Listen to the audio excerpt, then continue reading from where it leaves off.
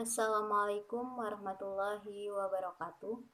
Perkenalkan, nama saya Islah Nur Afifah dengan NIM 202110023 dari kelas 2A PBSI, mendapatkan tugas dari mata kuliah membaca, yaitu ujian akhir semester.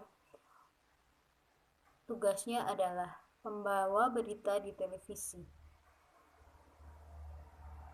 Judul yang saya berikan untuk membawakan berita yaitu tembus 2 juta kasus Indonesia darurat COVID-19. Dan alasan saya memilih judul tersebut adalah mengingat semakin meningkatnya COVID-19 di Indonesia, kita harus menjaga protokol kesehatan dan mematuhi protokol kesehatan dengan cara memakai masker, menjaga jarak, mencuci tangan dengan sabun, menghindari kerumunan. Tidak hanya itu saja, pandemi ini juga mengancam banyak hal, terutama para pedagang yang seharusnya mendapatkan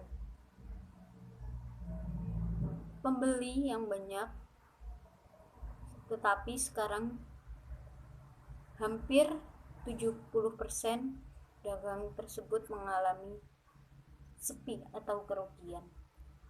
Oleh karena itu, mari kita sebagai generasi dan sebagai pemuda harus mematuhi protokol tersebut agar pandemi ini cepat berlalu dan kita bisa hidup sehat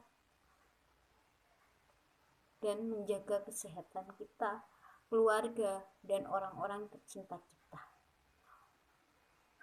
Bangsa yang sehat adalah bangsa yang mematuhi aturan dari pemerintah setempat. Itu sedikit penjelasan atau alasan saya mengapa saya mengambil judul tembus 2 juta kasus Indonesia darurat COVID-19. Mari jaga tanah air Indonesia dengan cara mengurangi penyebaran COVID-19. Terima kasih.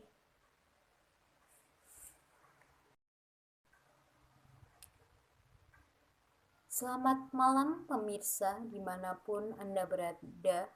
Kembali lagi bersama saya Islah Nur Afifah di acara Sapa Indonesia Malam untuk menggambarkan berita-berita teraktual, terpercaya, dan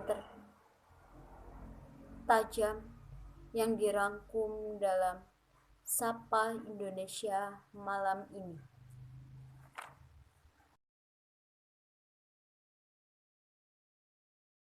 Seiring terus melonjaknya kasus positif 19 mulai besok 22 Juni hingga 5 Juni 2021, pemerintah resmi memperketat kegiatan pemberlakuan kegiatan masyarakat PKM Mikro hingga hari ini.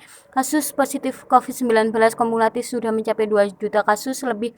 Melonjak penambahan kasus hari ini pun belum dapat ditekankan dengan baik. Berdasarkan data 3 hari terakhir, penambahan kasus positif COVID-19 di tanah air terus melonjak. Pada tanggal 19 Juni lalu penambahan hingga mencapai 12.000 dan hari ini 20 Juni 2021 jumlah menjolak hingga 14.500 kasus lebih. Sedangkan tingkat keterisian tempat tidur di rumah sakit tertinggi dialami oleh DKI Jakarta dengan angka 90%, disusul dengan Jawa Barat dengan keterisian 84% dan Jawa Tengah 80%. Untuk wilayah ibu kota, Pemprov DKI Jakarta menyatakan penanganan dan pengendalian COVID-19 masih dikoordinasi dengan pemerintah pusat. Bahkan kini Pemprov DKI Jakarta bersama Polda Metro Jaya sudah memutuskan untuk memberlakukan pembatasan mobilitas di 10 titik di Jakarta mulai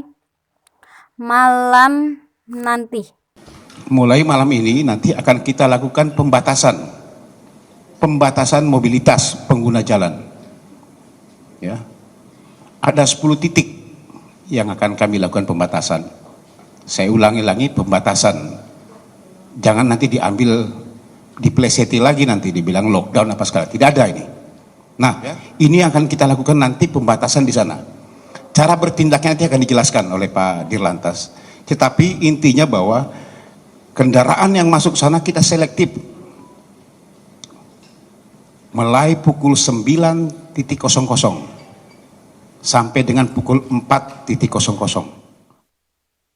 Dimulai dari wilayah Jakarta Selatan, pembatasan mobilitas diterapkan di kawasan Bulungan dari lampu merah Bulungan di belakang kantor Kejaksaan Agung hingga kawasan Mahakam, lalu di kawasan Kemang mulai dari pertigaan Kemang Raya, Taman Kemang hingga pertigaan Kemang Raya 1 terus sampai ke arah selatan di dekat Jalan Bedah. Selanjutnya Jalan Gunawarman Suryo dan SCBD Gunawarman hingga pertigaan Apotik Senopati hingga lurus ke arah Sunset Blok S. Untuk wilayah Jakarta Pusat, mobilitas di jalan yang dibatasi yakni sepanjang Jalan Samba, lalu di Jalan Cikini Raya sampai dengan Raden Saleh, juga Jalan Asia Afrika mulai dari lampu merah Hotel Fairmont hingga pertigaan Pangkubuwono Kampus Mustafa lanjut ke arah Senayan City. Di wilayah Jakarta Timur, pembatasan jalan dilakukan di sepanjang Jalan Banjir Kanal Timur, sedangkan di wilayah Jakarta Barat diberlakukan di kawasan Kota Tua, Hayam Wuruk sampai Kunir Stasiun Beos. Terakhir, di wilayah Jakarta Utara, pembatasan dilakukan di sepanjang Jalan Devat, Kelapa Gading, serta kawasan Pantai Indah Kapuk, mulai dari PIK 2 setelah penyeberangan jembatan. Sementara itu, beriringan dengan penerapan PKM Mikro COVID-19 nasional, pemerintah Presiden Joko Widodo untuk mendisiplinkan lagi protokol kesehatan. Saya selaku Kasatgas mendapat perintah dari Bapak Presiden untuk konsentrasi pada pendisiplinan protokol kesehatan 3M dengan tindakan lapangan. Kita sudah berkolaborasi, Satgas dalam hal ini sudah berkolaborasi dengan Panglima TNI, Kapolri, dan Kemenkes untuk terus mengintensifkan kegiatan sosialisasi edukasi prokes 3M, baik itu kepada individu, komunitas, instansi, dan masyarakat. Yang kedua, aturan pengetatan mobilitas untuk menekankan penyebaran COVID-19 bisa saja diterapkan, namun sikap kebijakan masing-masing individu untuk menghadapi virus corona lebih diperlukan, termasuk dengan berdisiplin menerapkan protokol kesehatan setiap kesempatan. Tim Liputan Kompas TV Jakarta melaporkan.